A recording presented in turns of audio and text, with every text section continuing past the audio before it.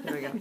All right, good. Thanks, Corey. So the format is that I'll ask you a couple questions, then Kathleen will ask a couple. We'll go back and forth. Some are straightforward, while others are more scenario-based. All right? All right. So the first one is, tell us what you were doing before Year Up. How'd you hear about the program, and why did you decide to join Year Up? What was I doing before Year Up? How did I hear about the program? All right. That was a good question. Before Year Up, I was actually doing plumbing. I was a plumber in construction, and I found it very interesting, personally. So I kept at it, started developing, becoming good. In my spare time, I was actually a tech hobbyist. I grew up with tech, working with computers and stuff. And yeah, I heard about Year Up through an alum here. He's been a childhood friend of mine, and he told me about it, and I thought to myself, wow, this is too good of an opportunity to really pass up. I could turn in something that I love to do for fun into an actual career. And to me, I want to be able to go to work every day with a smile on my face, with no doubt that I'm good at my job and that I love to do it. So, Great. Here now. And here you are, the rest is history. Yep. And so why tech exactly? Oh, tech. I'm passionate about tech. It's just fun for me. Just been a hobbyist my entire upbringing. And yeah, I know I'll do good at it, and I'll be happy with doing it. Tech is such a broad field. Anything specifically that you're interested in technology? Oh, okay. Yes, actually networking. I love IP addresses and subnetting and just getting into hosts, how many networks you need, just breaking it all down so an infrastructure could actually communicate with itself. It started interesting me when I was a little younger. I didn't quite understand it until I actually came here, though. I just like to know how things work, and when you're networking, well, you're actually just getting the fundamentals of how things are communicating with each other. Great. Good. So now that we're about 2/3 of the way through L&D, thinking back to the past 13, 14 weeks, what has been the biggest challenge for you joining this program, or your main growth area that you've been working on, and what steps have you taken to work on that, / what steps do you plan on continuing to take to ensure your success in internship? Well, yeah, that's a good question. So what are my major growth areas, and what steps have I done to improve it, and how will I see that I will improve on it to make sure I'm successful in the future? Okay. So a major growth area for me personally has been time management. I live quite a ways away. So since I have a 2-hour commute home, 2-hour commute here, I, at first, didn't really have the time to actually do my homework and do the deliverables, action items. So I started bringing my laptop with me on the bus and on BART. And I've found ways to still be productive even though I have a lot of time cut out of my day. And doing that, just improving my own processes and realizing that, hey, this is going to really be detrimental towards me if I don't act, then, yeah. And thinking forward to internship, well, I suppose commute might be a little bit different depending on where you go, but just thinking about time management at internship, having a full day there and being at work instead of from 8:30 to 3:30 like here, having a full day of work and being there until 5. Do you see that changing kind of how you approach time management at all? Not at all. Honestly, I'm really good at taking work home with me anyways. Like, it has to be done. So if I could work on the bus and work on BART and get ahead, I'm going to do it. Great. Thank you. So you got a list of internship descriptions.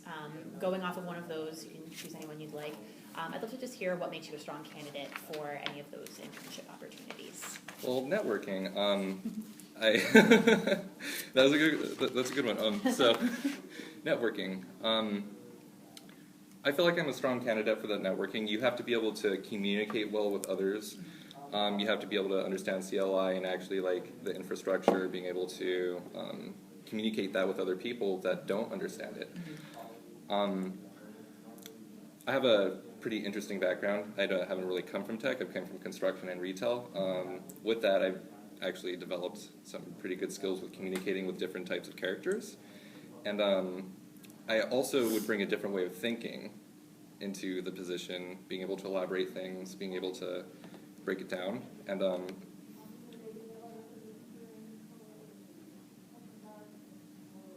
yeah. No worries, take a breath. So, command line interface, I'm really good with that. I work with it really well. I'm working towards my CCNA already, just in my spare time. I'm trying for a mentor to help me with the processes, actually like set goals, and actually to know how to be successful for the position before I even get there. Awesome. Great. So assume that you're working at a tech company and your manager asks that you complete a high-profile project. You have no idea where to start, you are not trained on the project or material that needs to be used. What do you do? All right, manager asked me to do something. I don't know what to do, and don't really know what to use. All right. So escalation protocol would be my first point to go to. Google it. If it's not on Google, Bing it. I would also try to collaborate with my colleagues, see if they've ever experienced something like this. And if there's no colleagues around for me, I would definitely try to find a published version that's similar to it and just try to reverse engineer it. If you have final data, you can easily break it up and go back to your starting point. And if worst comes to worst and I can't do any of those, there's no problem asking the manager when you're completely out of luck. All right. Good. Catherine? Yeah. Sorry, I'm saying all the great stuff. Yeah. Perfect notes. What do you see as either related to networking or related to something else you've learned, but what's one hard skill that you've learned in L&D that you see really helping you and benefiting you in internship?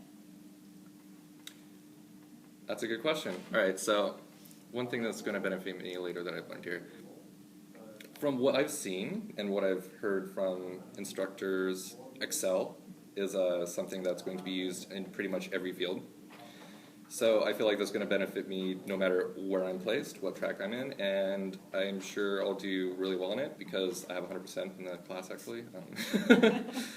I was already really good with Excel, and I've just kind of really honed in the skills. So I could take a bunch of data, present it really well, and make it understandable for whoever I'm presenting it to.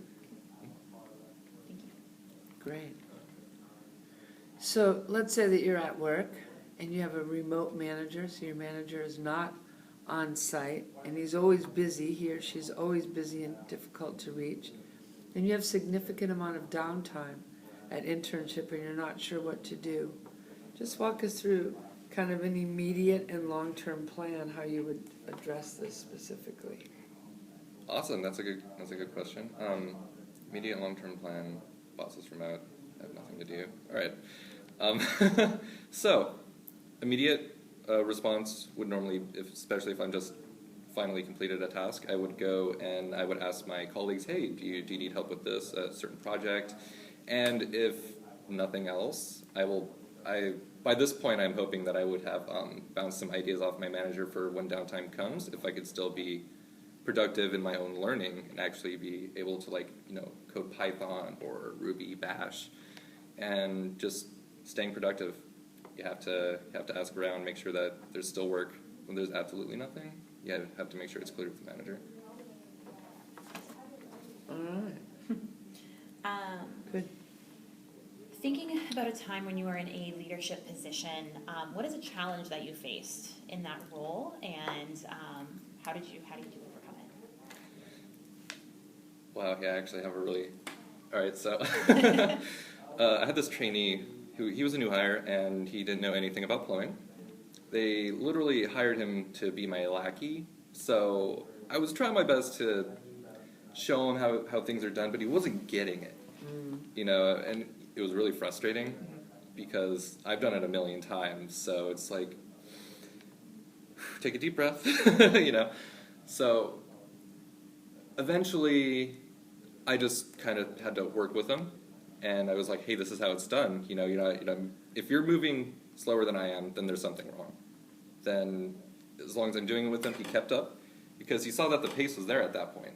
Just lead by example. and basically people will see that, respect that, and follow it. Thank you. Yeah. Mhm. So what's your greatest strength, do you think, that you're bringing into the workforce? Communication skills, and communication skills are very personable. Most people like me. Even if they don't like me, I'm still able to work with them. So very optimistic in that sense, and I just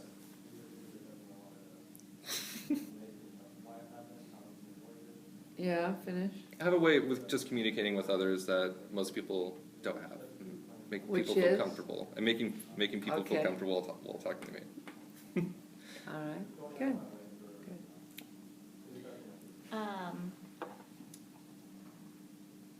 Thinking about kind of your short-term goals, long-term goals, it's clear that you're really into networking. You mentioned some coding languages that you might try to learn at your internship if you have downtime. It sounds like you've really thought through kind of different aspects of tech and what skills you need to build in order to pursue what you're interested in. Thinking about short-term goals, long-term goals, where do you see yourself in 3 years and maybe even further down the road if you have an idea of that yet?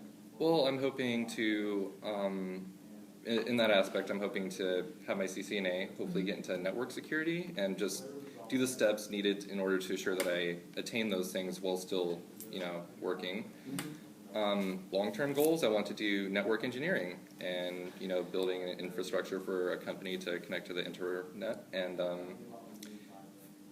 with that, I also want to develop skills for full-stack web development because I find that actually interesting as well, except that's not more career-wise, it's more of it's fun for me, and yet it'd still make me versatile in the workforce. Great. So I have one question, that last question, that's kind of off the grid. It's not on the papers. It's nothing that you've studied. Okay. My question is this, Corey. What's your definition of happiness? That is a good question. Happiness for me is not worrying about finances. Grew up with it, and that would mean the world to me. Just not having to worry about that. Good. Very good. Okay, so I'm just going to give you